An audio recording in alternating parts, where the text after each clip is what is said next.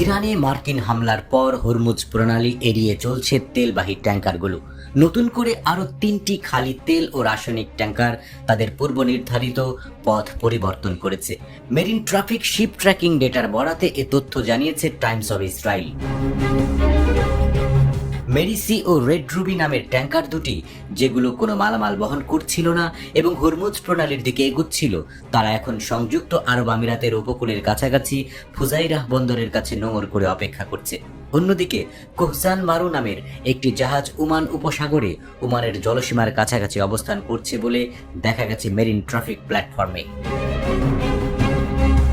এশিয়ার অন্যতম বড় দুটি জাহাজ পরিবহন সংস্থা জাপানের নিপ্পন উইসেন এবং মিৎসুই ওয়েস্টকে লাইন্স জানিয়েছে তারা তাদের জাহাজগুলোকে নির্দেশনা দিয়েছে যেন হরমুজ প্রণালী পার হওয়ার সময় যতটা সম্ভব কম সময় ওই অঞ্চলে অবস্থান করে।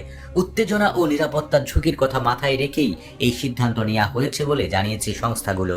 এর আগে হরমুজ প্রণালী থেকে দিক পরিবর্তন করে দুটি বিশাল তেলবাহী জাহাজ উইজডম লেক ও সাউথ লয়ালটি।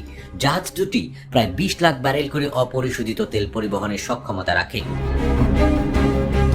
মার্কিন সংবাদ সংস্থা ব্লুমবার্গ বলেছে, গতকাল রোববার জাহাজ দুটি হরমুজ প্রণালীতে প্রবেশ করেছিল। পরে স্যাটেলাইট ট্র্যাকিং এ দেখা যায় তারা হঠাৎ দিক পরিবর্তন করে প্রণালী ছেড়ে চলে যাচ্ছে। বিশ্লেষকরা বলছেন, আন্তর্জাতিক পর্যায়ে তেল বা পণ্য পরিবহনের জন্য নতুন রুট বেছে নেওয়ার চিন্তাভাবনা শুরু হতে পারে। এই ঘটনা সেই সম্ভাবনারই প্রাথমিক ইঙ্গিত হতে পারে।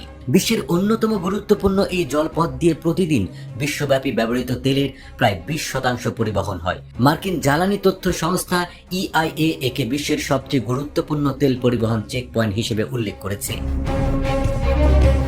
ইরান আগেই হুমকি দিয়েছিল, যদি তাদের উপর সামরিক চাপ বাড়ে কিংবা যুদ্ধ শুরু হয় তবে তারা হরমুজ প্রণালী বন্ধ করে দেবে। তেলবাহী জাহাজগুলোর উপসাগরীয় অঞ্চলে প্রবেশ এবং প্রস্থানের একমাত্র পথ এটি। সেক্ষেত্রে অল্প কিছুদিনের জন্য যদি এই পথ বন্ধ হয়ে যায় তাহলে বিশ্ব বাজারে ব্যাপক অস্থিরতা তৈরির আশঙ্কা করা হচ্ছে। ইরানে মার্কিন হামলার 2 দিন পেরিয়েছে। এরই মধ্যে অস্থির হয়ে উঠেছে তেলের বাজার।